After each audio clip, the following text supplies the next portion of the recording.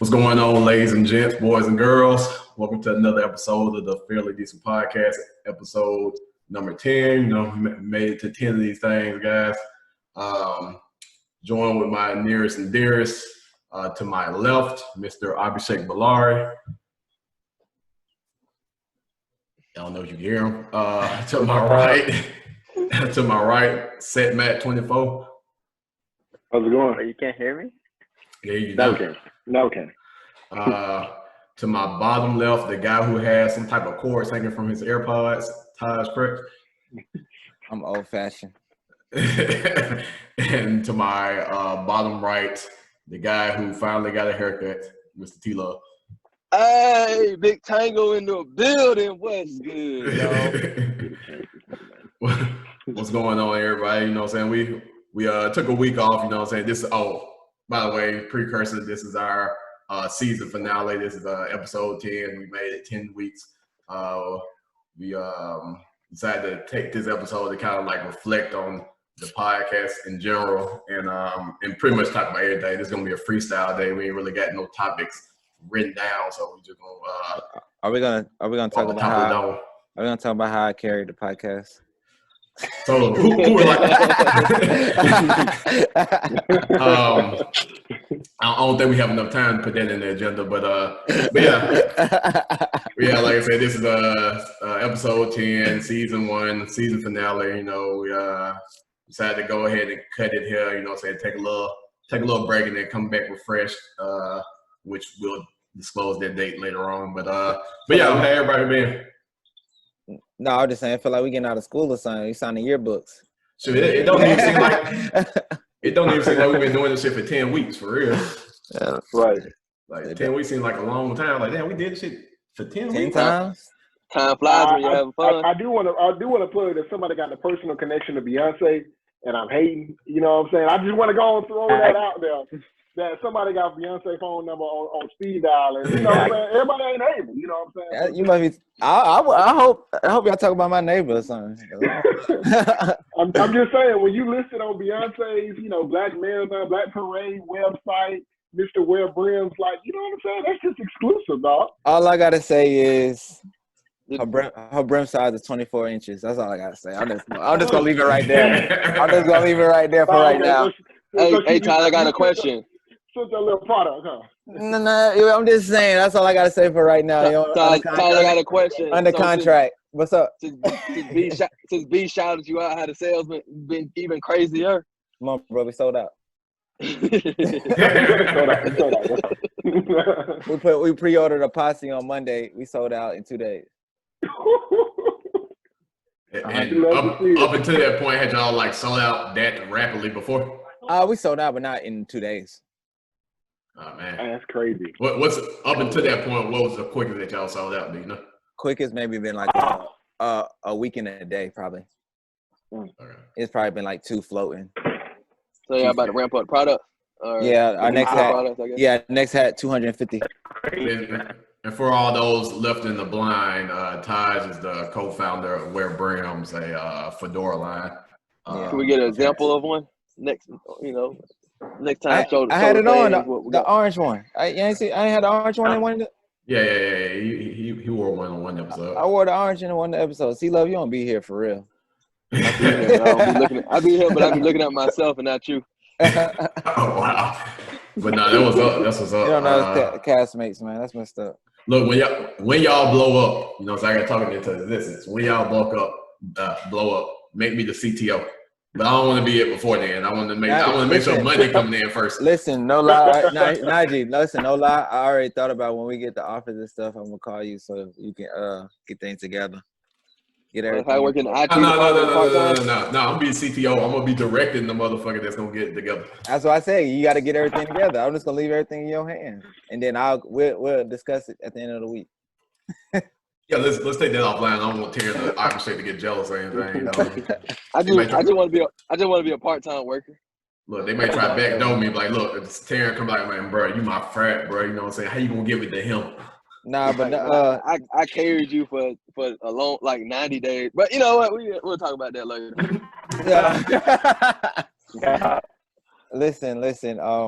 You talking about my auntie that you know what I'm saying, that I know. But Your you know, fiance now. Okay, all right, Chance. no. On some real, it was kind of it was shocking because that Saturday it was so funny because my friend posted like a funny, like, she kind of copy and paste her name onto the website, her company onto the website, and posted it on her page on Instagram. And then I seen it and I was like, oh, that's the first time I even knew that website existed. So I was like, oh, okay, but I thought she was on it. So, but she was like, no, sorry, this is just a fake, but I'm speaking it to existence. So I was like, okay, but then I went on the website and checked it. And then I was just checking for fun. And I didn't see our name, honestly. I didn't see where Brim was on there. So I just went about my business. I drove to South Carolina that day. So midday that day, Archie called me, my business partner, and he was like, yo, check Beyonce's website. I was like, I already did. We're not on there. He was like, bro, we on there. I was like, oh. So I don't know what happened. I don't know if I did overlooked it. I don't know if I just wasn't kind of paying attention, or they was adding as they was going all throughout the day. I don't know. And then also for the uninformed, real quick, Taj, tell the people what this website is. It's the Black Parade website. I guess it's shining light on all Black business owners and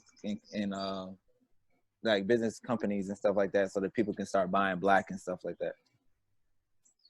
What did you all like go through any form of application, or did she just like find you all and like, hey? Only somebody found you all. No. I don't know how it happened, honestly. I don't know if somebody threw us the alley-oop and like whispered something in her ear or what. Yeah. You know what I'm saying? It's one of somebody on her team ran across our stuff, but no communication from our end. Only communication we've been having has been after that, and that's what we're working on now. So I will say this though, like it does help that you all are doing such a unique offering. Mm-hmm. And then it's in a luxury standpoint as well. So man, like exactly. definitely dope. Yeah, and that's the key. That's the key word right there. It said luxury. Because we see a lot of people really respecting our brand as a luxury brand now, because that's why that's how we started it, to be a luxury. We wanted it to be a luxury brand. So a lot of people try to switch it all the way down to urban, or they try to kind of say, oh, it's just streetwear or something like that. We always put that luxury in front of everything, because we're going to give you affordable prices, but the quality is going to be A1. So that's why when they put our name next to Fear of God and Prayer and Moss and stuff like that, these brands that's maybe urban, but it's luxury in our brains and stuff like that. So it's a good feeling at the end of the day. Like, I'm one of those guys that I enjoy the moment. Like, all right, cool, but what's next? You know what I'm saying? Like my girlfriend get on me, was like, you need to stay in the moment. You know what I'm saying? You kind of gotta like enjoy these, you know what I'm saying? Because you're not gonna really enjoy it later on. You know what I'm saying? As you keep trying to play, I don't know, not hard to get, but like, you know what I'm saying, just nonchalant about it. You know what I'm saying? Because I'd be like, oh, that's cool, that's what's up, that's dope. I'll post it up, and then I'll just like, all right, well, let's try to get her in the hat. Let's try. What's next? What's the next agenda on the agenda? Instead of kind of like, oh my gosh, I'm gonna run this. Let's run this. Oh, B did this, B did that. You know what I'm saying? But yeah. Nah. Bump that, making the affordable break day next. No, playing. I just try to stay humble with that bit, because at the end of the day, that shit can go left quick. And I've seen it happen many times in my life. You're seeing it happen to more and more companies as of late. But anywho, but yeah, like I said, I wanted to take some time. We really, like I said, freestyle and talk about anything in this pod. Oh, actually, before we even start on that, Terry, what you was talking about? You say you wanted to talk about. So let me tell you this. Hold on, Terry, before you go, I'm sorry to cut you off, but boy, I don't know if you're a genius or you're a philosopher or what, but like, you know how you said you wanted to challenge everybody last about buying Black and then, really establishing stuff?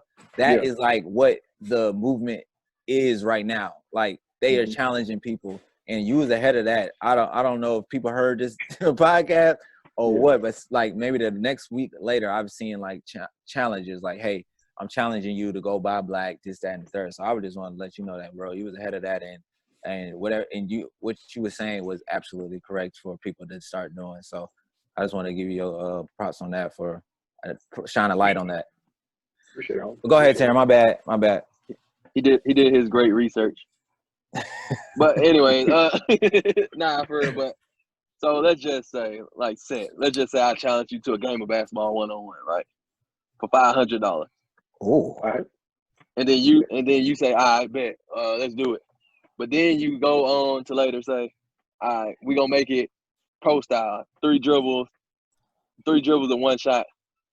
What? Who? And then I say, nah, I don't want to play that. Does that make me scared, or that make you scared because you want stipulations? I don't know. So, I mean, so NBA without the players play like stipulations, that. NBA players play like that. Like NBA that's how players. they play their 1-on-1. Like but 3 dribbles and a shot, because it's more competitive and you ain't doing all the running around and stuff. So, I mean, It's probably a less you likely choose for you to to play get or not injured. play. Yeah. Yeah. but they talk so much junk like I'll beat you any day of the week. I do blah blah blah blah blah blah. But then they say 3 dribbles, 1 shot. I mean, hey, 3 dribbles get you to the rim. You get your nice step back. Hey, utilize it, man. And then I go on to say say we the only way you could beat me is with stipulation. I would say it may not necessarily help you if you like a big man, a traditional big man. Right, exactly. So it is against that. And, the Terran game is a little bit leaning towards the big man variety. But, yeah. I don't know, That's bro. easy If for- you that's got, easy if for you me. got money to blow, if you bet 500 on the game, bro, we have a different conversation. Right, right. So I think 1-on-1 is my game. 500 pesos, like I think the pro style probably more benefits you if you do like basketball for a living, because I think the whole when I think of pro style, I think of us playing at a competitive level, but with the minimal chances of getting injured.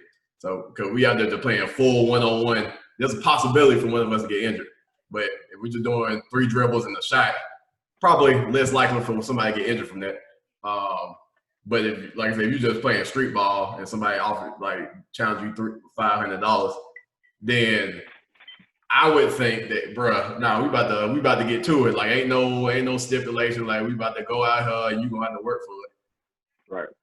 I mean, at the end of the day, you gotta agree to the terms on the court. So if you don't agree, ain't no money being put down.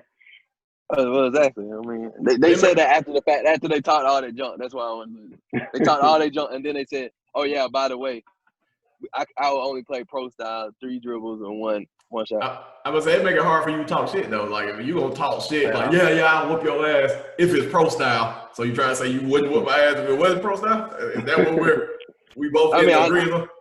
It sounds like it. I know for a fact 100% they couldn't beat me any other way. They probably can't beat me that way either, but I would actually have to practice a little bit before I play that way because I might have to Practice. make sure my shot right. Practice. Make sure my shot right. This man talking about practice. Oh man, not a game. Not a game. Practice, right. Practice. Mr. Ballard, man, how you been, man? Can't hear you. Oh man, We got a delay on you, or either delay. I don't got or no delay or nothing. I don't hear no sound. All that money over there. Right, all that money, man.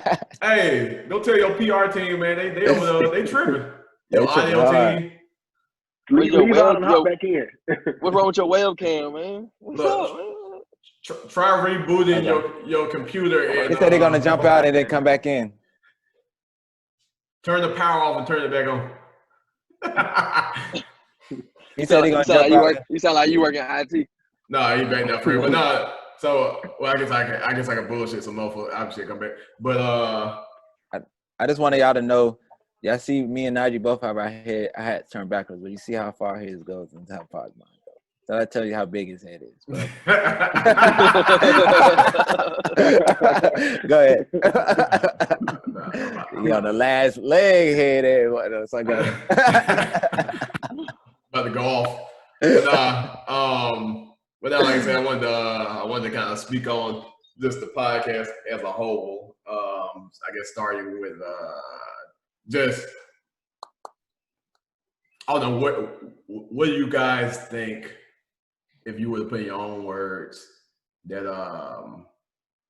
how you feel about the podcast? Let me say that, like thus far, like how you think that we've done, how you think things have been going with it. Think we've been some areas that we could do a little better on as regards to the podcast as a whole? All right, let me start off first by saying, well, we have Jordan, aka Taj, over there, so it makes it real easy, to do the podcast. All we got to do is just support everything that he do. You feel me? Whatever. But nah, for real, I feel like it's been going pretty good. I probably need to buy me some better equipment. Next 2 or 3 seasons down the line. A new studio. In the studio. Rent me out a studio. Get me, all type of stuff. And let y'all come to the spot. What I'm talking about. The fans gonna be mad. You gonna leave the car? They're gonna be mad. The viewers. Right. Y'all ever seen Training Day, man? When we gonna get to the office? And then he hit that. This is the office. You know what I'm talking about? You're in the office. Look, they're gonna be like, man, I remember back in the earlier season when Terry used to do the podcast out his car. And that's what Jay-Z said. You know what I'm saying? He told people, why are you driving all these fancy cars? All you gotta do is get a driver. You can do so much business while you have a driver instead of driving yourself. I the kind of, I'm finna segue just a tiny bit and we'll come right back to it. I actually thought about something about driver earlier today. I was thinking about how all these, let's call them wrongful, being pulled over by the police in the car. Like I wonder how a lot of those scenarios would play out if there was a driver involved, like an actual paid driver. Because now I'm the person in the back seat being chauffeured. They probably still tell you get out of the car. Yeah, they still be targeting some of them people because they might say they smell something, especially if it's like a rapper gas. or something. Yeah, if they was in there smoking or something, they might tell them to get out the car and the rest. Because I have seen on like some different social media platforms, some rappers their cars getting checked and all that stuff. Not necessarily aggressively, but you know what I'm saying, still be getting checked. Try to do the most to apply your authority. Mm-hmm. But I don't care who you are. You still. You know what I'm saying? But Larry. Yo, can y'all hear me? Yeah. Bro, my internet is so garbage, man. But the reboot worked. Yeah, no, I'm on my phone now. I was on my computer. I when I went to Dallas, I got this new mic, and I wanted to test it out and whatnot. But yeah, it's only through my laptop, but it's garbage internet. Maybe it's your mic, man. Maybe, I don't know. No, obviously before you left, I was just saying that I wanted to basically just go around and talk about like the podcast as a whole, like just up until this point, like how we feel about the podcast, how we think things have been going with it so far, ways that we could probably improve the podcast going forward, just so on and so forth. I enjoy it myself personally. I feel like it sharpened my tools on, a knowledge of what's going on in this world at the same time of picking the brains of 5 intellectual men, you know what I'm saying? So it's like listening to y'all speak sometimes kind of open my eyes to different things and, kind of put me in perspective of learning a lot more things that I probably didn't know before these podcasts, but now I kind of got to understand of a lot going forward, and that can benefit me with life. Let me piggyback on what Ty said. You are sounding much smarter, son. I'm not gonna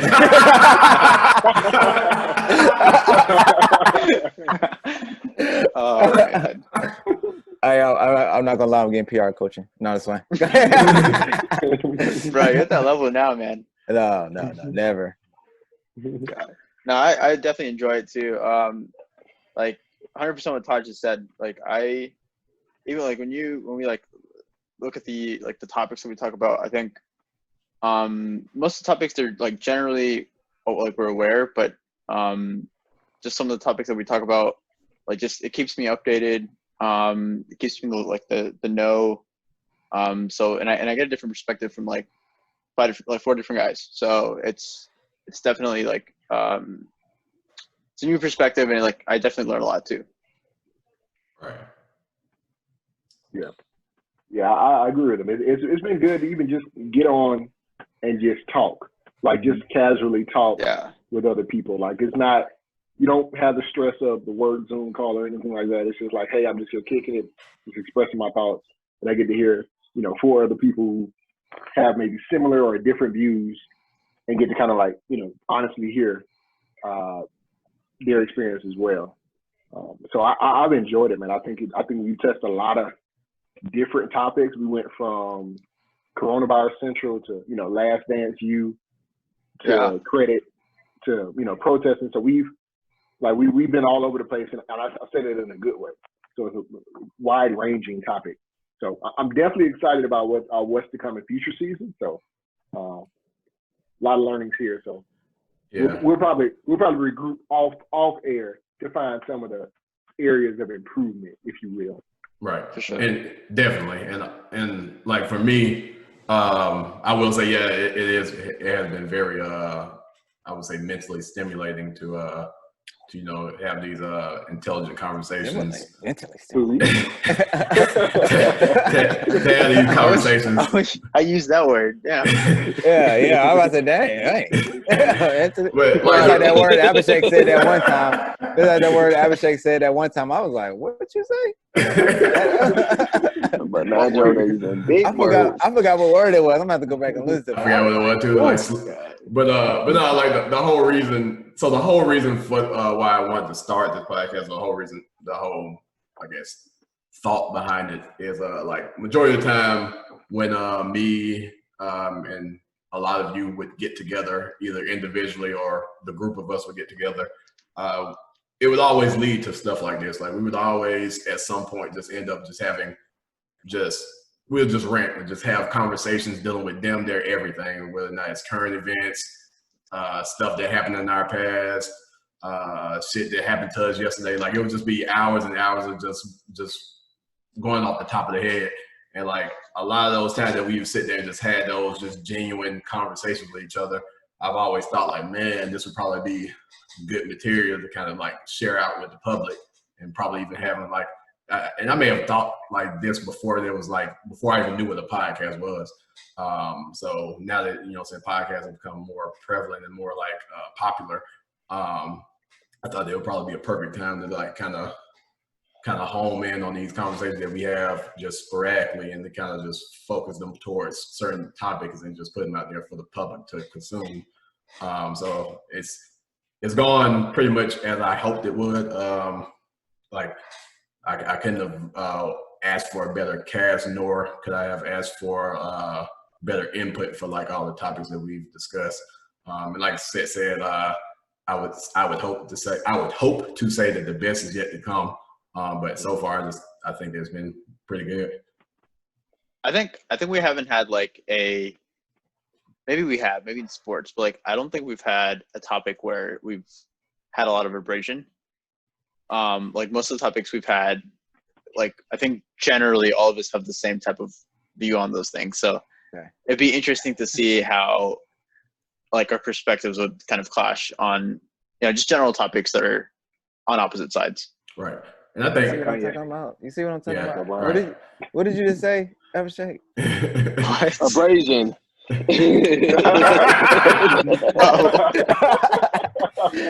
You know what I mean? I'm learning every day, man. God, come on. Go ahead, Najee. Abrasion. Okay. And I think a lot of that has to do with just the fact that a lot of the stuff we've been talking about lately has been just current events, and it's almost been so I guess blatant that we kind of all almost have to agree with it. But once we get more into, go ahead. I agree with Abhishek. You know what I'm saying? Like Kanye's overrated and LeBron's not. Bro, Clearly. I am waiting for the great House set. You don't know the answer. You ain't got the answer. That was so funny. He was mad. I'll sway.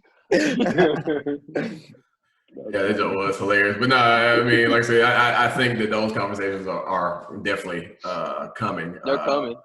Yeah, it's like I said, it's just like the unfortunate circumstance of like the times we're in. We kind of just we have to talk about the stuff that's going on right now, because just from a standpoint of it's the biggest thing to talk about right now. Also, I would like to think that us talking about it on a platform that we have at our availability is a form of helping, a form of protest, if you would, in our own right. So So yeah, like I said, I think that has a lot to do with it. But like I said, those conversations are still yet to come. Especially, like I said, not gonna put it out there yet, but especially with our season 2 opener, it's definitely gonna come. That junk gonna go stupid. So, but yeah, more news on that later. but Lars nah. let me get the private jet, so I'll be on the jet filming. On So. the jet. Hey, Abhishek, I saw your jet next to Air Drake. I was like, man, I took a picture That of was it. Taj's. That was Taj's. No. I was putting the fuel in your jet. My bad. Yeah, that's what it was. That's what it was. Yo, wild. But I guess one more question, kind of like on that same topic, I wanted to ask just for everybody, just get your kind of like your temperature on it. Is as far as the podcast as a whole, what do you guys think? If you were to say in your own mind what the goal of our podcast was, like as far as what we plan, what you as an individual plan to get out of it personally, and what do you as an individual plan for the listeners to get out of it, what would you say? I would say a goal probably to enlighten people of like issues that are going on currently, or enlightening people on issues that they may not know anything about, such as, you know, credit or whatever. And also to have some great debates so we can, like, I guess, show our, I don't know, opinions or whatever, because everybody has one. But anyways, next. I just think it's people to hear a different perspective on things, and it might be the same thought process that you're thinking, or it might be different, but it's just hearing somebody, you know, speaking it, because somebody might be afraid to say something, but they might hear us speaking on it, so they might just, you know, think like, okay, well, this is how I feel about it, and want to speak up about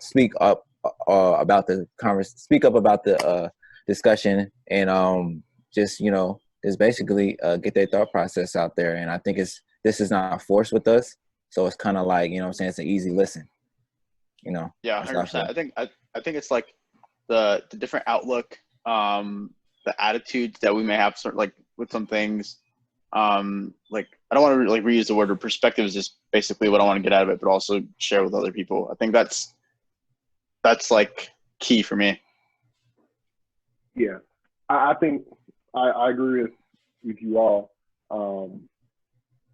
I think an easy listen. I envision people listening to this with their significant other, having a conversation about it after we finish, you know, after we off, or, you know, debating about it back and forth while we're on, you know, having their own opinions.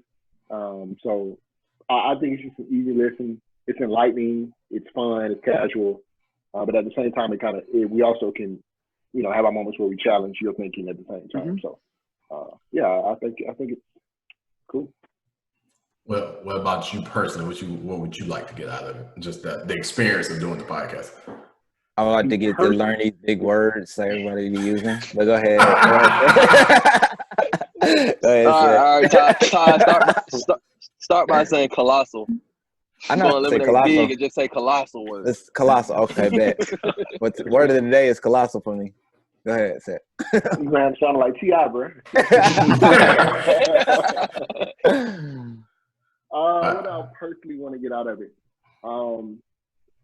Personally, I enjoy the outlet. I enjoy having something to do weekly where I'm allowed to like just get rant, you know, a connecting point, if you will. To like, I don't care how the week's going, with it work or anything like that. I can connect with the guys here, or the guests that we may have as well.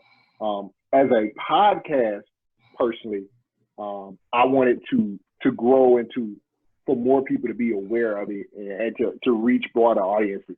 I mean, you know, we could take this thing on tour. You know what I'm saying? Let's go and get this thing like, you know, some other podcasts. Mm-hmm. Yeah, you know, some other podcasts that have had on tour. So why can't we do that? Mm-hmm. Right. All right.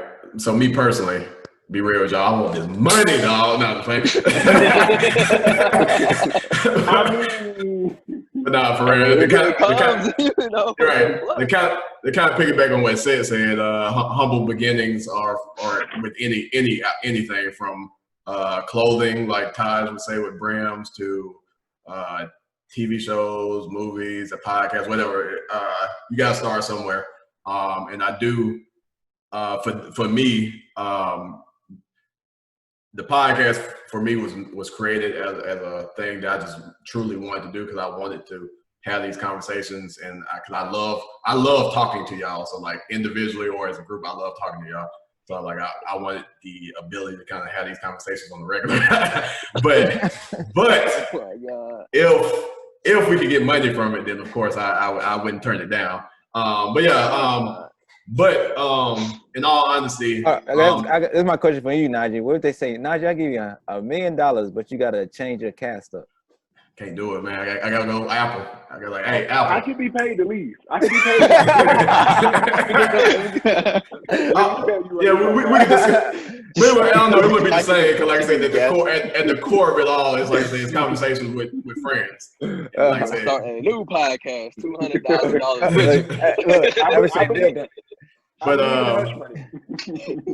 But in all honesty, I challenge y'all to think about the podcast from a different perspective. Because one thing, all of us, you may not really think about this because I hope you're too humble to think about this, but we're all approaching middle age, but we're all like older gentlemen. Whoa. I'm still in my good years, bit dog.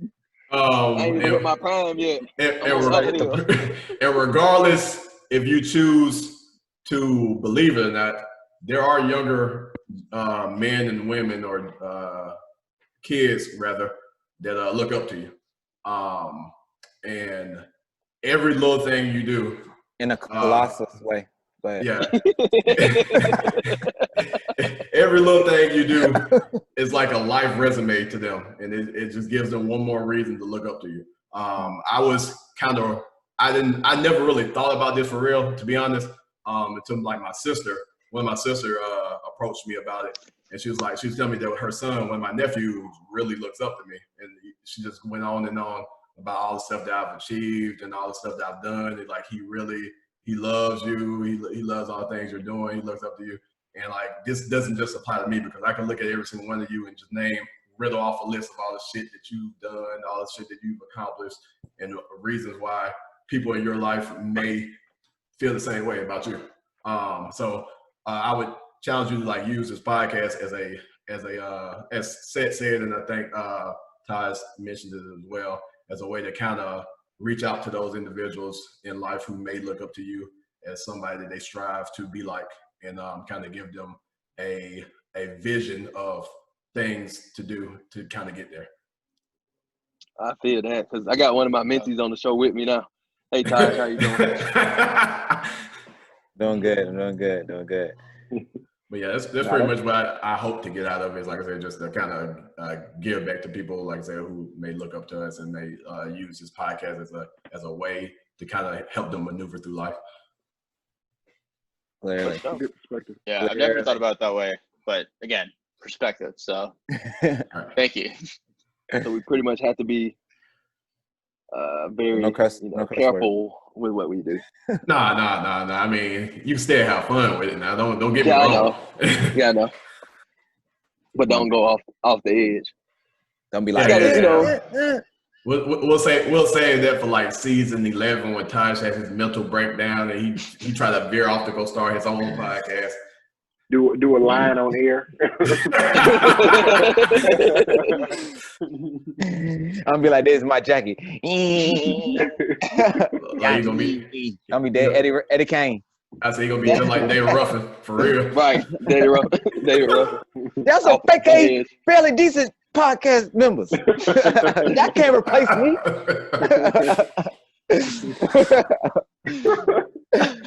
I'm gonna Zoom bomb y'all one time. Yeah, y'all kicked me off. I'm gonna Zoom bomb y'all. I thought y'all could get rid of me. But look, I feel like this is a pretty a fairly decent segue that I'm about to make. Kind of talk about speaking of looking up to people. I was speaking to somebody the other day who happens to be a teacher, and she gave me another way to think of the current times we're in as far as like Corona and stuff. So like I didn't really think about it in this perspective, but I would say beyond the people losing their jobs and people, of course, catching the virus and stuff like that. Another tragedy, I would say, about the current times that we're in, I just wanted to kind of talk about this for a second, is kids who are currently in school, because I proposed the thought that, man, I would love to be in school right now because these motherfuckers ain't got to go to school. All they got to do is be at home. I play 2K all day. Like, motherfucker, I ain't got to think about nothing. But she was like, yeah, and also they don't have to take tests. And I'm like, what? I'm like, oh, I'm passing everything. But she did. What are they learning?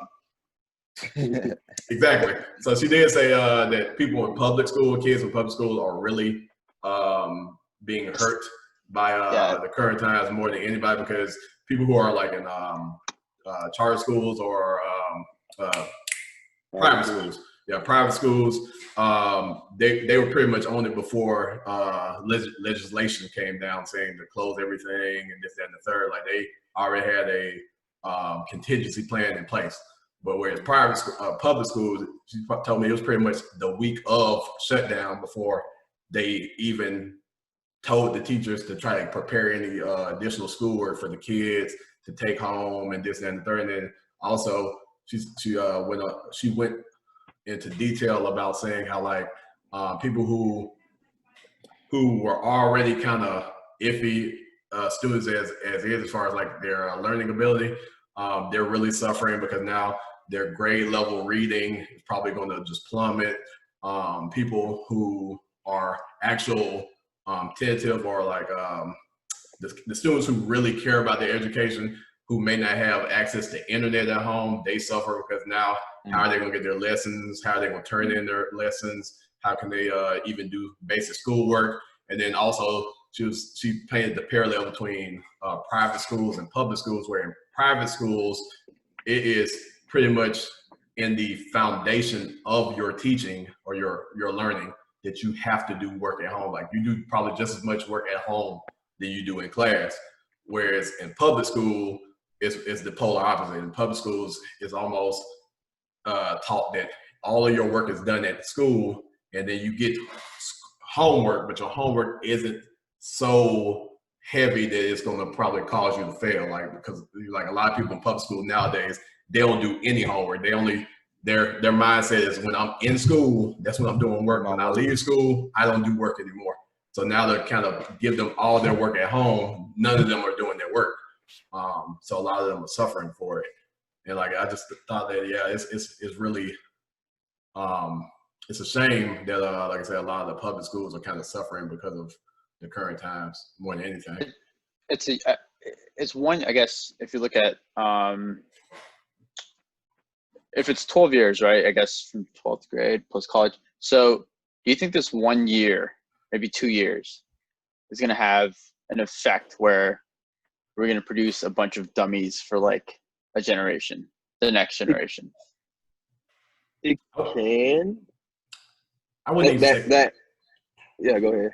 I don't think so, because the resources we have, like, you know what I'm saying, you have to take the initiative. And if your kid, But what?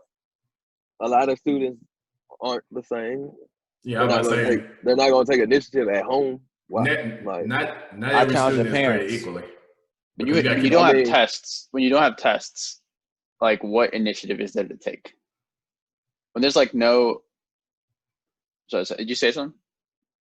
No, I was about to say that's a good point. I don't think it'll create dummies, but I do think this will cause school to think about how they teach. If students are not able to learn, not because of they're stuck within the delta of the digital divide, but if they're not able to learn, are we teaching them the right way? Say again. I said learn being the key word. Right. Are we? Whoever you're talking to got to be white. Like, the neighbor got to be white.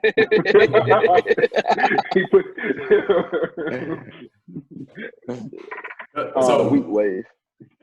Go ahead, say. No, I think that's it's an interesting point. I don't think 1 year is going to wreck or make anybody's, high school or K through 12 career, if you will. But it can shine some light on it. So You know, how I they have a learn is question. effective. I have a Yeah. question.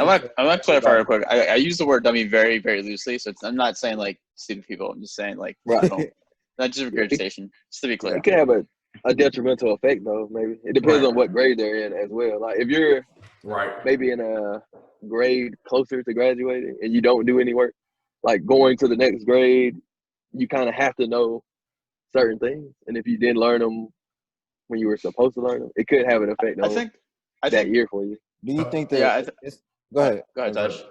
No, I was Yeah. just asking. Do you think that they're gonna start looking at education more seriously with the resources and things to kind of like help throughout these times, like for kids that's at home, for give more resources and more money towards the education board to provide like laptops and tablets and stuff like that to these kids, and set it up to the way where it gives you the analytics for if they're doing their work and if they're passing it from that. You know what I'm saying? I Like, think it depends giving on how them- long the pandemic lasts. If it lasts Yeah. a long time, they have no choice. But I feel like I think- even with all that stuff, it's still kind of on the kid and parents, because Right. like a lot of reason why the schools are suffering is not because the students aren't being taught properly, but they're not doing the measures that they should do to ensure that they learn what they should learn, because they don't care, or they want to be a class clown, or they want to do whatever. But So real quick, I challenge every single one of y'all to think about it from these perspectives real quick. So, of course, every student is different so every individual is different from each other. Every student is individual, it's an individual from each other. Every household is different from each other. So I challenge you to think about it from these different perspectives. The kid who is a quote unquote, a student, but they live in poverty basically. So You're they don't talking have about the socioeconomic like the factors also. they don't have like a lot of resources to kind of Right. support learning outside of school. Like them having the ability to go to a public school actually benefits them, because now they have the ability to get textbooks, get access to internet, this, that, and the third. Also, I challenge you to think about it from another perspective as well. Challenge you to think about it from a perspective of an individual who is let's say a delinquent, somebody who's really not into school. They're an individual who stays in trouble, stays always into it, but they go to school because they're in that age where they have to go to school. And now that you take them out of a school environment, they're probably more likely to get in trouble with the law and to get in trouble long term, and maybe even up getting killed because they're not in school every day. Yeah. what's the As far as No, I think that's an element of it, like bringing them. You don't have, we'll call it control or oversight of them throughout the day. Haven't had that, and you're leaving that to the parents who, for some parents they're at home because they're working from home. From others they're unemployed or, but from some they're essential workers and they're still at work. So the kids are at home, left to their own device from the time the parent goes home. Goes to work to the time the parent comes home. So there's a lot of time in there where they don't have a teacher? overseer, if you will. That's a terrible term. They guidance, a parental guidance figure there to kind of keep tabs on them. Right. I mean, that's a good point. I never thought about it. And also some people just aren't good learning, I guess, distant or like by themselves, because like even with like online classes, you probably get the same material or same notes or whatever, but people going to the class, they do much better than just taking the class online, just for some people in general. That's another thing to look at. Yeah, and just being in Also, that some class environment, you know what I'm saying? You just can balance ideas off of and off people, and just like you can debate. You know what I'm saying? You can kind of And you debate. can hear, like, they might be auditory learners and things like that too. Yeah.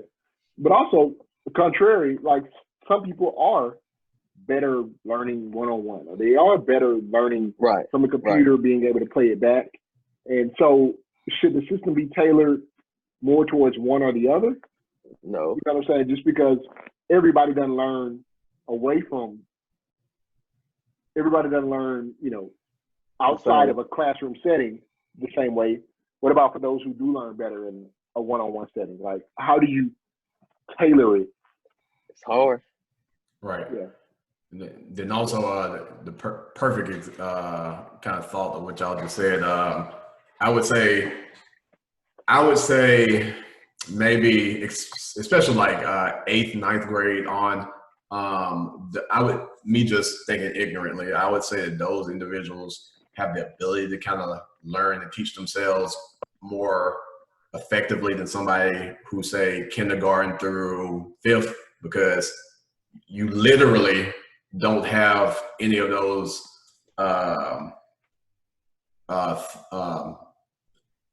your brain is still developing, like, because you're technically a child infant or whatever. So somebody who's and you don't have the attention span probably necessary to teach right. yourself. Right. You don't know ABCs, you don't know 1, 2, 3, you don't know how to multiply. Like, these are things that you are literally being taught for the first time. So like somebody in those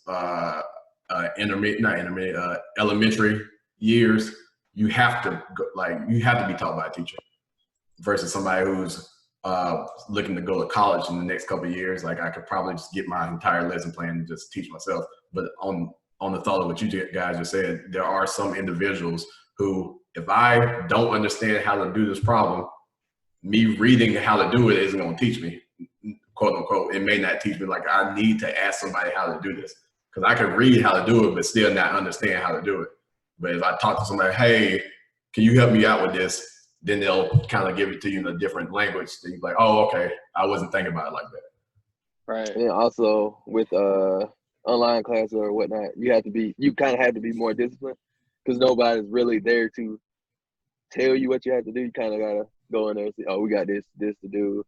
Might want to go knock this out now, or I got all week to do it. But you wait till Sunday at 5:00 when it's due at 9 type of jump. But you know, you just got to be disciplined.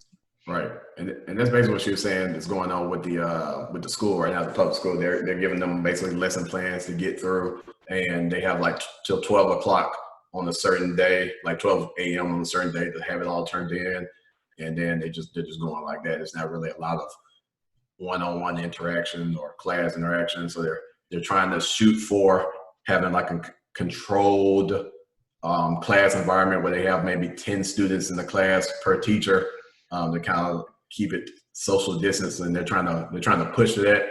But my counter argument to that is, if you do happen to fight for that and you do happen to get it approved, and then now y'all are back to a almost normalcy where you're in the classrooms and you have 5 to 10 students in the class, but then Corona hits a new high, and now the whole state gets shut down again. Now you're back at square one. So on wave 2. Yeah. So I think it's gonna be in wave 2. I mean, it has to be. Can I use that to segue into a question for the Fairly Decent podcasters? Yeah. How do you all? What's your guess? And we'll probably is going to be as good as that. What's you all's guess for where we are with the coronavirus? How we haven't or have not seen an increase in cases, and what do you all think is coming nationally? Considering that our case count is increasing in a lot of states. I know for sure it's probably gonna be fines for not wearing like a mask. Definitely. I think some states are already starting to implement that, or some kind of punishment for not being careful. Even though I guess, not saying the mask is 100% gonna work, but they're trying to set it where you have to do, more things in order to try to protect yourself and others. And I have maybe a another shutdown behind that. Yeah. Oh, my bad. Go ahead. No, I have a second question behind that for the table. So go around on that one, and then I got a second question. I think it's just gonna get worse. I think currently I've been vocal about. I think that our current administration has been very, very bad in their handling of the coronavirus, and I think it's just going to get worse because with the states being reopened and kind of just letting everybody do as they please on the state level, people have taken advantage of that, and from what I see, a lot of people just either don't care or they don't believe that the coronavirus is as bad as they once heard, and because of that, people are being complacent and people are just doing whatever the hell they want to, and because of that, it's going to get worse. And in it getting worse, I'm not sure if our current administration is going to do anything to the level of shutting down the whole country like they did before, out of fear that the economy is going to crash again. So I just think it'll get worse. I agree. I think because I feel like everything is opening up too fast, and I feel like everyone is just not taking it as serious as it was before. So everyone's out and about. And then I was I was picking up some food the other day, and then I was sitting down, just sitting on the bench waiting for my food, and I was trying to do my 6 feet, distancing from people, and the girl was like, the waitress was like, "Hey, you could tell another couple you could sit right next to him," and I was like, first of all, number one, did you ask was I comfortable for them to sit down, and number two, aren't we still in quarantine? Like, what aren't we still trying to practice social distancing? And then the waitress, and I said that to her, and then she was like, "Man, that junk ain't real. That corona junk ain't real. If you don't get it, you gonna get it. You know what I mean? You ain't gonna listen." I'm like, yo, see, people like that in this world are acting like it's not that serious when, you know what I'm saying, it is, and they shouldn't act like that. But so I feel like it is gonna get worse before it get better, but I hope it gets better quick. Yeah, I think my stance is a little bit different from what you guys just said. I think, given the next couple of months, I understand like our government stance on it is like, hey, we're gonna make sure the economy's okay. But I think making sure, like, pushing to keep things open instead of being more cautious or overcautious. Like, yeah, I think we're seeing an increase of cases.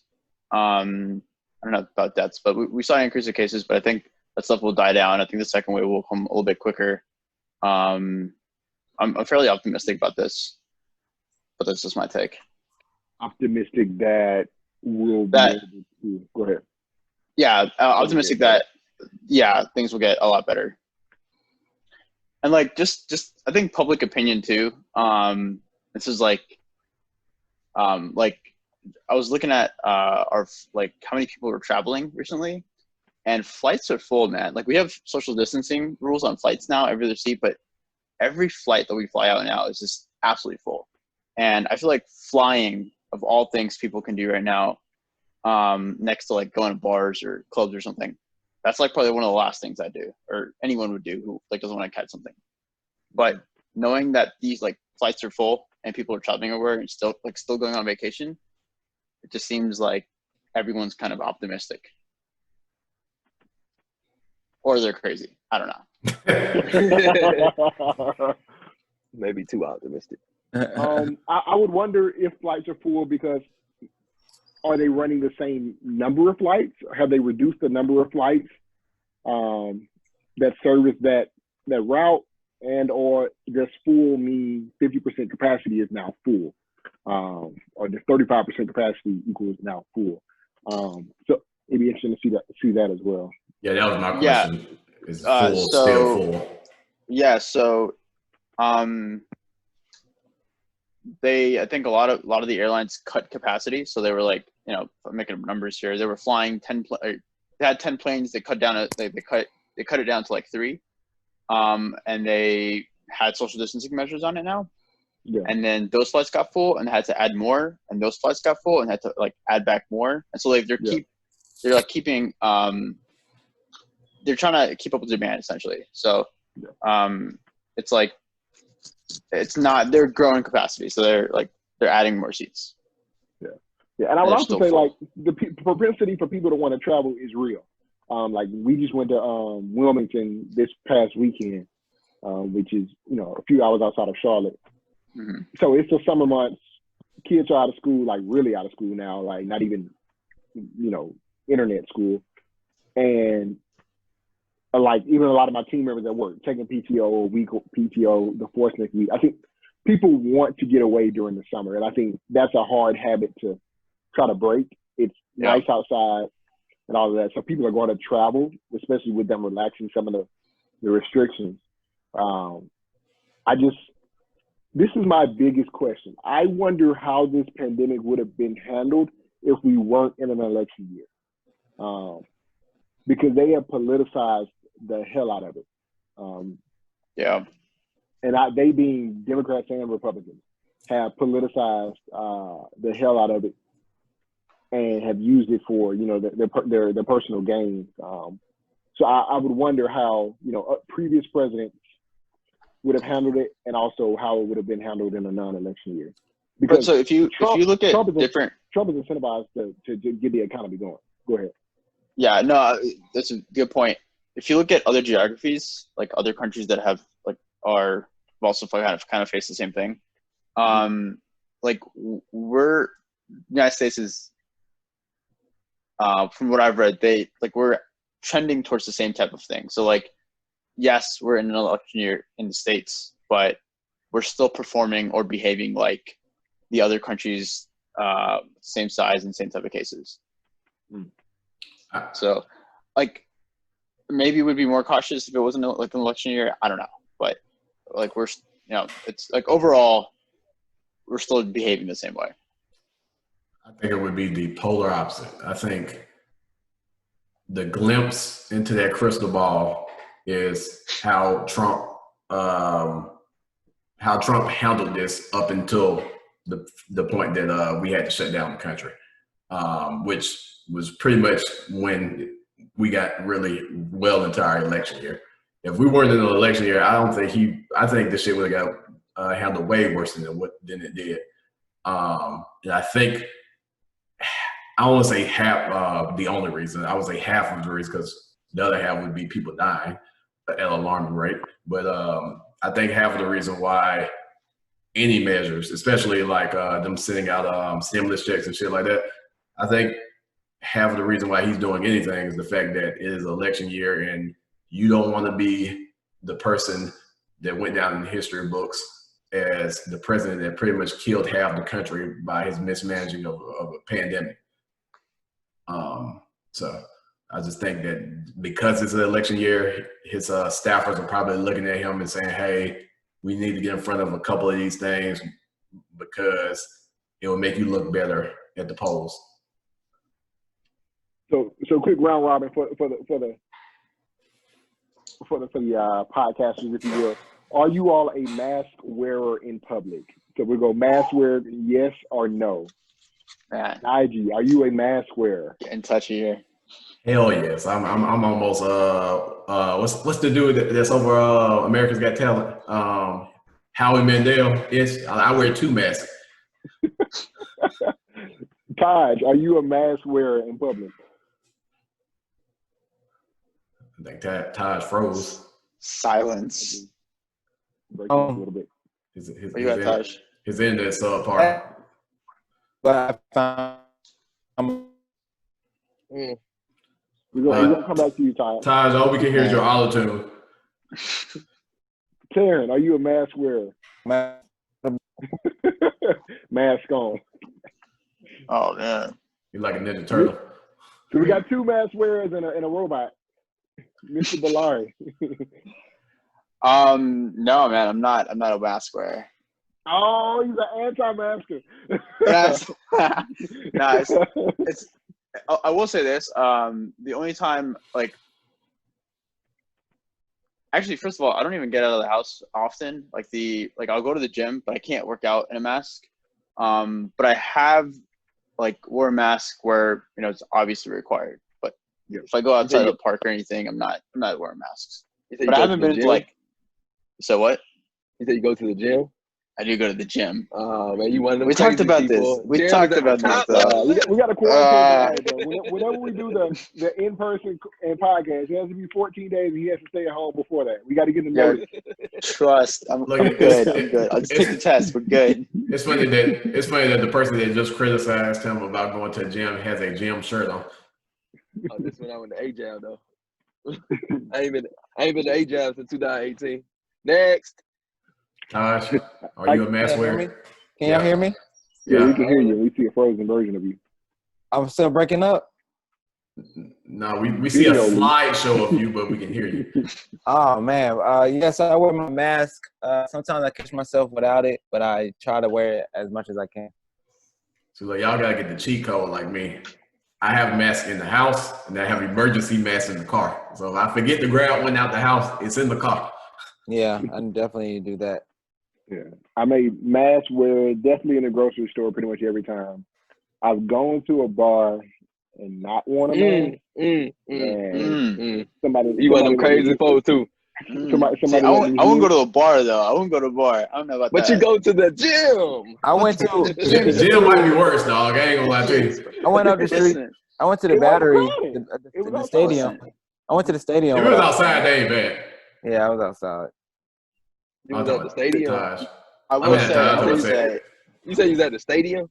Yeah, I was at the baseball How many stadium. people was at this said stadium? Was it the Atlanta Braves stadium? By Yeah, any chance? Yeah, it's Atlanta Oh Braves my stadium. God, what are we talking about right now? Were y'all socially distanced in seats? You Yeah, got we- 1 to 2 seats in between. Dude, Yeah, we were socially family. distant. It was a lot of people out there, but everybody was doing their own thing, and I wasn't trying to walk in everybody's breathing area. I But gotta. you didn't I gotta have a tell you mask. No, What's it's up, outside. Black? It's been nice. I can't. We can't meet face to face no more. Now, I helped you move. I hope this. Yeah. I hope this was after. Nope, it was before. Okay. I didn't get too close. But no, I was quick to say this. So like one of the things that I've kind of said and attributed to is like, hey, so we went to Wilmington this weekend, and Wilmington is the beach, and the beach brings a lot of white people because white people swim, black people don't. No, I'm joking. Oh my God. I know how to swim I hope this ain't live. without my glasses. No, so we went to You wear Wilmington, goggles? and we went to a bar, and like me and Vanessa were the only ones that had the mask on in line in the bar, and there was like one other girl, one like white girl, she had a mask on. Everybody else, even like the servers. You said what? The servers didn't have on masks. The That's servers weird. did not have on masks. I thought Oh, they wow. had it. Yeah. The service, so this is weird, but like those servers did not have on masks, and just the entire couple days that we were there, that like it was very casual. People were very casual about wearing masks. We saw a couple here or there, older people, like older being 40 plus, that were wearing masks, but like by and large, they were very casual. So I think the further you get away from center cities and cities in general, it seems like more people are not wearing masks. But I will also go to task on my African American brothers and sisters. We don't wear masks at all either. Like for those, when we had these cookouts and these pool parties and all of these other gatherings where we know everybody there and we don't live in the same household, we are not wearing masks and we are not social distancing. You know who Like, hate, Word. You know who's hating this mask wearing stuff? Who's that? I don't mean to say this, but I feel like this is true. I think white people hate this because first of all, black people gotta wear masks and they already scared. Oh, they're gonna be even more scared of black people because we have masks on. You know what I'm saying? Like they probably hating this crap. Perspective. Perspective, my perspective of it. Yeah. I've been to 2 restaurants since all this. Two? Not to eat in, but like to go pick up food. Nah, I'm changing now. To pick up food, and I've not seen like all the waiters and stuff had on masks and stuff. All the people who work for the restaurant had on masks. Like, Yeah. T-Love. I will say one thing. Cause I had said this to my boss. I just proposed a question. I wonder how COVID, it's like just COVID-19 in general, affects a restaurant's health department score nowadays. Good question, Nigel. Good question. But I don't think they can do anything, right? Like it's not.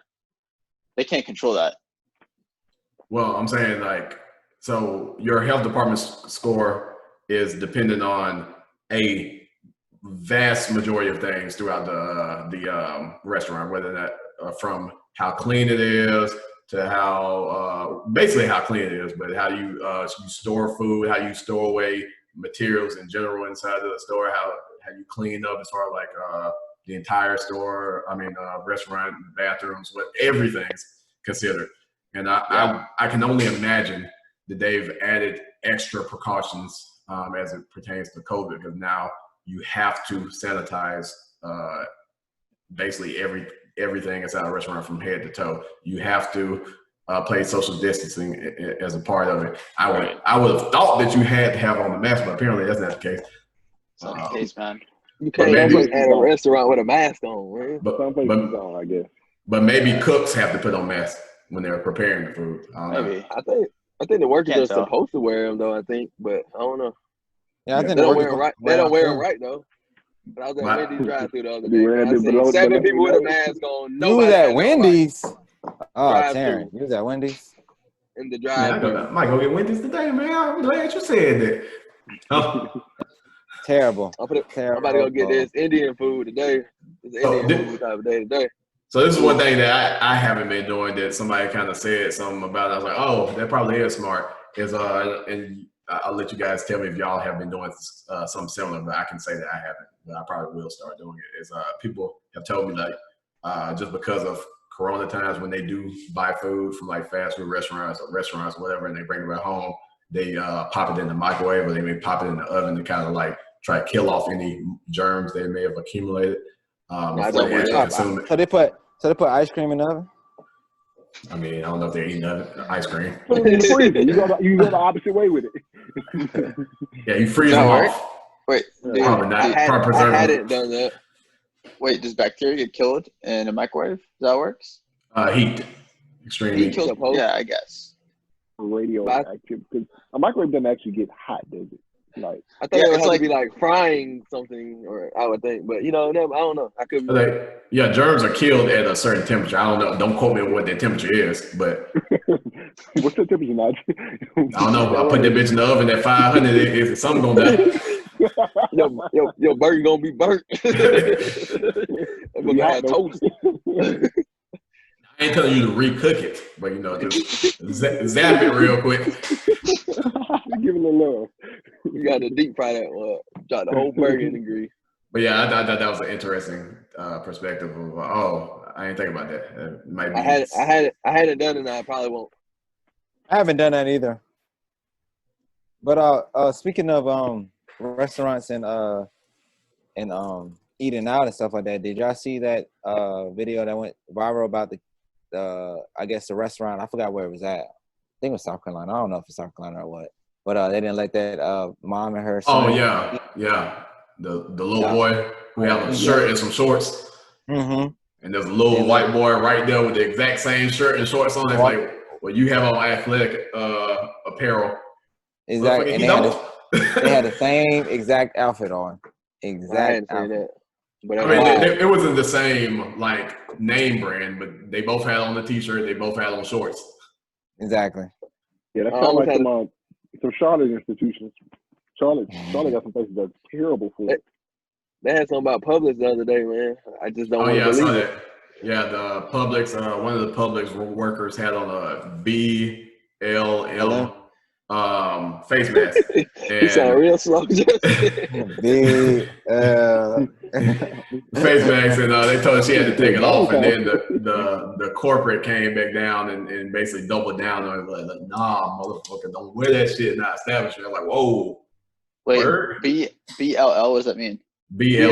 BLL. Black Lives Matter. She had a Black Lives Matter face mask. Yeah, At work. isn't there an And, M at the end? Yeah, BLM. Oh, like- okay. I thought you said BLL. yeah, my I country grandma. wish I was looking at us like we were crazy. Like, hold on, y'all. I was like, Yeah. what? my country grandma, shout out to Nelly, but nah, her management told her she had to take it off, and then Right, of course sir. that was gonna start up any type of noise, and then the corporate for Publix basically doubled down on it and said we don't wear that stuff in our establishment. Da, da, da. We Man, want just give it a neutral, what is it? Can she like sue? a neutral environment or something. I don't know. Can she I sue? don't- Give I it don't give think it a so. couple of days, and They probably gonna they're have end up something just like Starbucks. Right. They probably have something in the rule book or something. They'll add something. You know how they do. You know what I'm saying? That hurt me though, because Publix is my joint, but I ain't got no Publix Publix is near right. me. So Yeah, Publix Publix, like right up the street from my house. Like Publix is Oh, my those neighbor. is- I can touch it. I'm touching Publix right now. oh yeah, That yeah. fried chicken, that fried Publix is chicken right by his still spot. go to grocery store fried chickens, bro. Like I'm touching Publix right now. Like I sit think on their it's a- roof at nighttime and think. there's the closest grocery store to me. Right. But nah, I mean, I think exactly what I just said. I think once it catch enough eyes, and people start to backlash about it, they may Enough backlash. Yeah. come back and Oh, retract yeah, that statement. What's really stupid is like Publix it's only like really relevant Sunbelt, like that Yeah. Sunbelt region ish. I think it's just Georgia, Alabama, and like Florida. I think. Florida. I don't even know. Yeah, it started in Florida, so Yeah, they kind so- of ventured up. It's interesting. It's surprising that small of a company came out and said something that bold.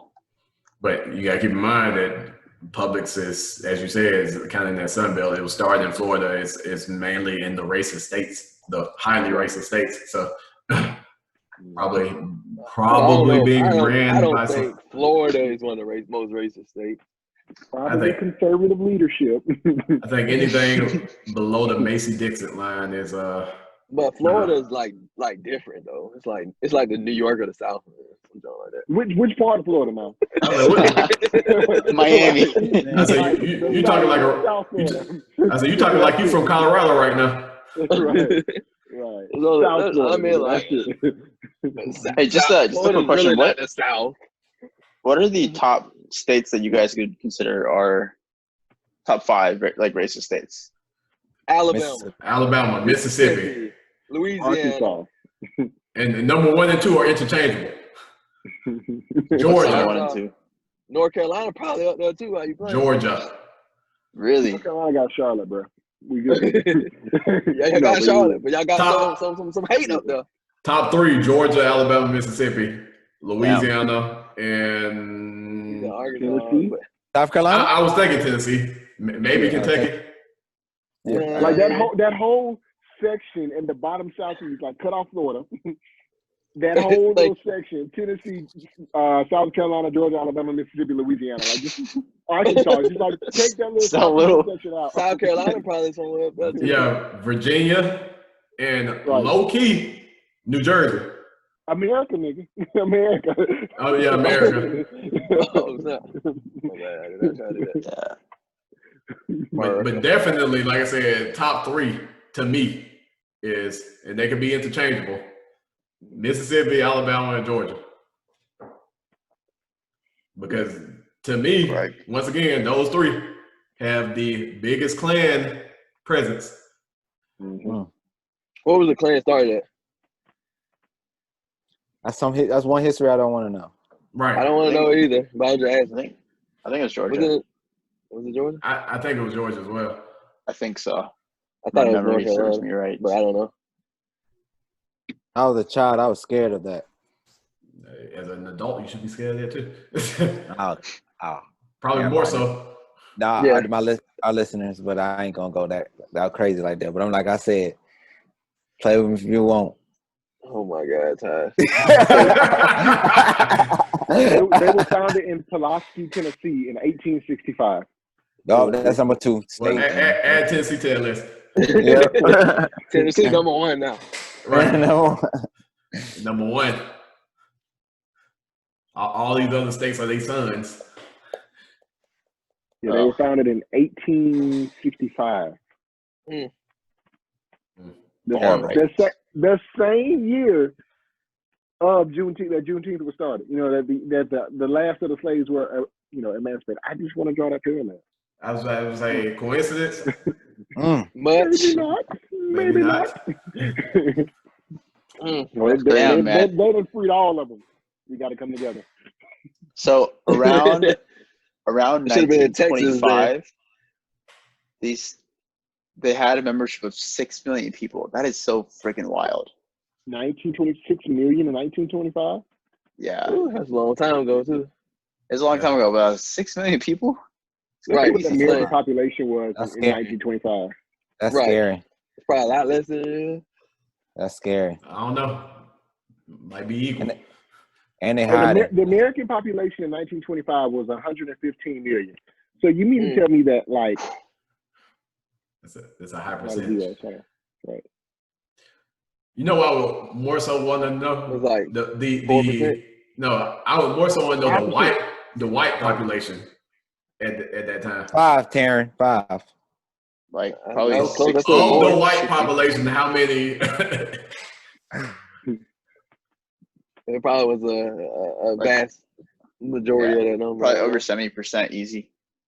1925, the white 1920 is what I got quickly. It was 94 million white.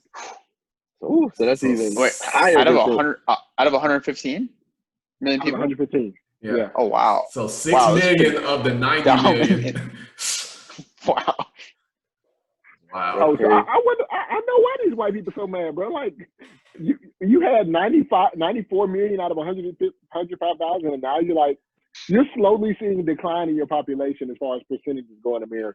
But that's what I told you like a couple weeks ago. That was like a myth that I heard, like a running myth that they were saying that like a lot of this current racism stemmed from The dilution of the market share of the thought that white supremacy won't exist Yeah. eventually, because the more races get intertwined with each other, and the more people get acclimated with being diverse, and relationships starting to skim off, and like whites marrying and having relationships with blacks, Indians, Chinese, whatever the case may be, a truly white person may not actually exist in the next couple decades. Not couple decades, but years and years from now. Yeah. Like to that, what's so weird? What this is interesting that I found this week in my learning. So I was having a meeting with one of my leaders at work, and I talked about how black people. I think I talked about this on the podcast. How black people have to go to white spaces that have nice things. White people don't have to do that same, go to black spaces. And I presented this to the leader, and their response was, even if we were in an area where we were the minority, so they went to a space, an all black space, and we're the only ones there. Because I was challenging them to, go to black spaces and, find yourself being comfortable, being uncomfortable, whatever. But their response was, even if they went to this space, they would still not consider themselves the minority because they're the majority. Like they would never, the thought of being the minority would never cross their mind. And I was like, oh my God. Like I had never thought about that before. Which Like, is definitely true. You can go into some spot that you are the only and still feel like the superior because you have the backing of being the majority. Right. I was like, that's wild. crazy. They That's probably wouldn't crazy. feel comfortable I with that mud. was floored. They wouldn't feel comfortable though. I know that. Or I don't even know. I don't even know if the people there would be receptive in it either. I don't know. Like Yeah, it's they get almost them like the term minority is like a taboo term for them. That's kind of the parallel I'm making to what you were saying. Now. Right. Yeah. And to kind of like touch on what you were saying, said, I don't know if y'all seen the other video where this guy, I guess is Arthur, he was at a rally, not a rally, but he was at a speaking of one of his books, and one of the audience, a white girl, she stood up and was like, "Hey, this a rapper named Uzi Vert, and he just I saw that. You saw that, and he was I saw that. like, he used the N-word a lot in his music, and how do we? Like, I guess she's basically asking her, it's hard not to say the N-word when we listen to the music and that's all they say in their wording or something like that. And the guy was kind of explaining, like, you know what I'm saying? Like, it's y'all feel so uncomfortable with trying to say it, but just don't say it. Like, you know what I'm saying? Just, it's not that hard not to just say it. You know what I'm saying? Like, yeah, but he was saying that y'all feel like, why can't we say it when we invented it? You know what I'm saying? So he's saying y'all, that's how y'all trying to feel. Y'all kind of feel like y'all what's the word I'm looking for? What's the word You I'm have looking for? ownership to the word. Yes, their I ownership of guess the word. I guess And so it's now so that it normalized maybe. I see it from both points of view, but I see what he's saying too. But I also see what she's saying. Like it's kind of normalized, like that's not a bad word in the sense of how Right. you guys would use it because I don't use that word anymore. But so I don't know. Yeah. Like I said, I don't know if there will ever be a point in life where that word doesn't hold some feelings behind it. Just because people as a whole, white and black, Chinese, Indian, whatever, hold some type of value to that word, whether or not it's hate, whether or not it's whether or not it's camaraderie, whatever the case may be. It's people down the just saying- generations, they give ownership to that word in some he's just sense. saying, like, just don't say it. He's like me says my wife and her friends, they refer to themselves as the B word. You know what I'm saying? Like, what's up, bitch? You know, what's up, hey, bitch? You know what I'm saying? So like that. He's like, but that's something I would not refer to them as. That's like I would not partake in that. You know what I'm saying? Just like black people might refer to each other like, what up, man? You know what I'm saying?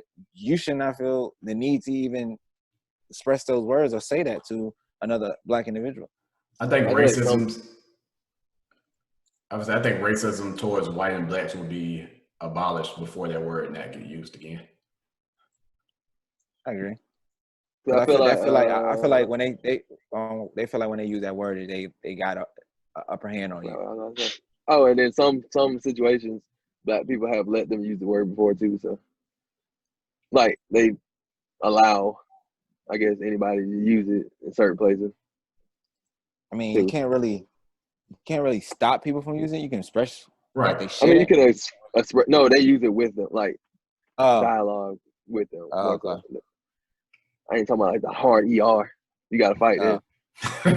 Bro, go watch, if you have Hulu, go watch The Carmichael Show, Season 3, episode named Cynthia's Birthday. I'm telling you. I got Hulu. I'm gonna watch it. Carmichael Show, Cynthia's Birthday. As well, some history movie to watch, The Bankers. If y'all haven't seen it, it's a good movie. With Samuel Jackson. But kind of before we kind of, I'm just gonna give my same shameless plug. Go watch Mr. Robot. It has nothing to do with racial inequalities or anything like that. But it has been relevant to some of the socioeconomic factors that they exist. Mr. Robot is a really good show. It's on Netflix and NBC. Definitely. So before we wrap things up, I actually want to ask Abhishek something. Abhishek. Oh no. As an individual who I would consider a world traveler and someone who loves to travel, it's a hobby of yours. How has current times affected your mental space as far as like not being able to travel as freely as you would like? Yeah, it's been pretty tough, man. I don't have a word that I can describe it, just a single word, but it has been incredibly tough because it's not just the travel aspect of it. It's like usually I'll travel with a friend. So it's like exploring the culture, the food, like everything that comes with travel. And like I just can't do that anymore for quite some time, and that it's pretty draining. Let's put it that way. So I have to like now use the gym or some other activity as an outlet. Because I think you represent a large community of individuals, people who love to travel. So that's why I wanted to pick your brain on that. And I will ask you like a follow-up question that in your opinion, which one to you would be worse? The ability to not travel as freely as you would like to, or being stuck in one spot? It's the same thing, right? Well, no, I'm saying that. I'm talking about travel as like, as far as like travel on the plane to go like different places, or being stuck like in Georgia. So are you saying you have the ability to drive some places? Is that? No. So yeah. So I'm saying. So what I'm saying is, so you go to like several different places, whether that be Thailand, Dubai, whatever the case. You like to actually travel and see different places. My kind of phrasing of my question is, which one is worse to you in the sense that now do you consider not being able to explore new places that you've never been to before and kind of like experience new cultures, experience new places being worse, not having that ability being worse than actually just being stuck at home in Georgia? Or I Dallas? still don't understand his question. I would. I'm thinking he's saying So, like, could you- which yeah, part could- is worse? The fact that you have to stay at home, or the fact that you can't fly to these other countries? Which is worse to you? Like, is it worse Yeah, that that's what I'm you saying. have to sit at home, or is it worse that you're not able to go and have fun in these other countries that you once had before? Like with all else being equal, right? Like if I were, Right.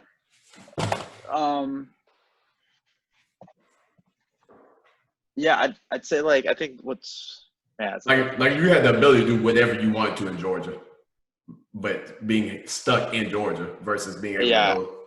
I think that's pretty draining. I don't think I could be able to do that for a long time. So yeah, I don't think I'd be able to do the Georgia thing for sure. I at some point I need to get out and go explore. Right. What you guys? I mean, me personally, I consider myself a homebody, so like I don't do a lot of traveling anyway. You don't like, fun on planes either way. Yeah, I don't like flying either. So I mean, it doesn't bother me per se. Now, as being a human being, at some point I do need to get away. So I mean, there's that need to get away every blue moon, but I mean, it doesn't bother me to stay in one spot. Just personally. And speaking of Najee, I've been on, I think 3 flights like past few months. Some of these landings, bro, terrible, absolutely terrible. Like I don't know what they're literally slamming these planes on the ground. But do you makes me fear? think of everything. Do you fear that there may be and I keep asking more and more questions. I need to go ahead and wrap this shit up. But do you fear that the you being someone in the airline industry and also someone like I said who travels a lot, do you fear that the lack of flights going in the air and the lack of just travel, and I would say before now, because now, as you said, more and more planes are getting booked, but the lack of travel happening, the lack of planes being in the air, and the lack of individuals that work for an airline actually being able to work, and a lot of them being furloughed. Do you think all of those combined kind of adds to a possible complacency from a aircraft maintenance standpoint, or even the flying standpoint? No, I don't think so. Like even when these planes aren't flying, like those the MAX planes, like the ones that got grounded last year, because they crashed. Like even though they're not flying with passengers, like I think there's like some maintenance check that they have to be flown at a certain time and checked, and they have like their 30-day, 15-day, 10-day checks. Just to all keep that them stuff. in routine. Yeah, and even with like the hit that the airline industry just took past couple months, like they will do everything possible to make sure they can sustain their business. So for them to not like overlook those things, those fundamental things that they should be doing, they're going to be shooting themselves in the foot. But there could be, I say that, but there could be like really small regional jets that might cut corners, that don't have the capacity for having a lot of people doing a lot of work. So you could see them cut corners. I don't know. All right, look, I promise this is my last question. My final question for you, since like I said, you kind of sparked my train of thinking on this. Why would you say season 2 bit, dog? Well, look, I gotta get this one off before I forget.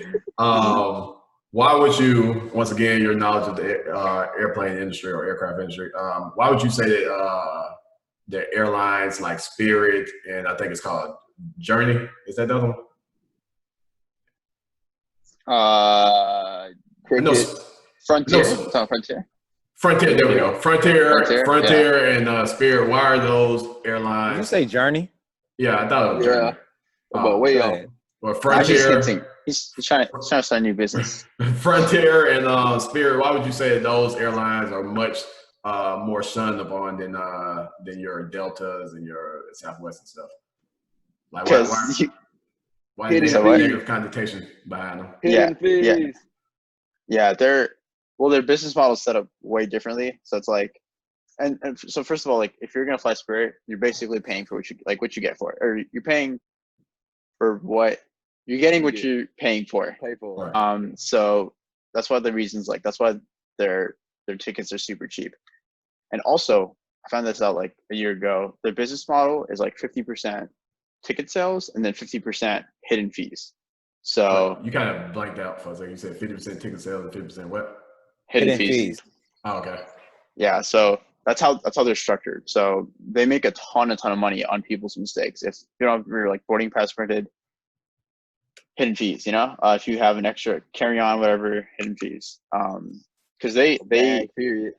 yeah. So like that's why how NWA. That's how you gotta fly. was that. You gotta watch Soul Plane. That's all. But no, Bet. that's cool. Like I said, I never knew why. Like I said, people kind of always steered away from those airlines. I thought because they were unsafe or whatever the case may Oh be. no, and they're just terrible. They're like absolutely terrible. Like it is right? yeah, it is the worst experience of your life. I promise you that for sure. They're smaller planes too, ain't? I don't know if they're smaller, Matt, but like they make it seem like you have absolutely like you just cannot move in those seats. Like it is impossible to move. You're just kind of like stuck in there. There's just no organization. Like if you're if you're boarding, everyone's just like trying to get on those planes. If you're like deplaning, everyone's trying to get out of the plane. There's just like it's just a chaos. It's so unorganized. I've had so many friends like tell me that they've been left like on the ramp. And there's like pouring rain and no Spirit employee cared at all. Like it's crazy. Well, like I said, that was my last question. I saw opportunity, so I went for it. But that was it. Like I said, we kind of over like we are every week. But I do want to thank everybody for listening for all these weeks and supporting us, and we do appreciate each and every one of you. We hope that you continue to listen and that you meet us back for season 2. Like I said, we'll announce what date season 2 is going to start at Instagram or Facebook or whatever the case may be. And I guarantee that you won't want to miss season opener. But with that, anybody else have any closing thoughts? All I gotta say is season 2 is gonna be Colossus. Thank you. Thank you. I love it. Fair enough. So with that, we'll call it a wrap. Taj, last one of the season. How was episode 10, Najee? You know what I'm saying? It was fairly decent, I suppose, but we will holler at y'all on the next one. Peace.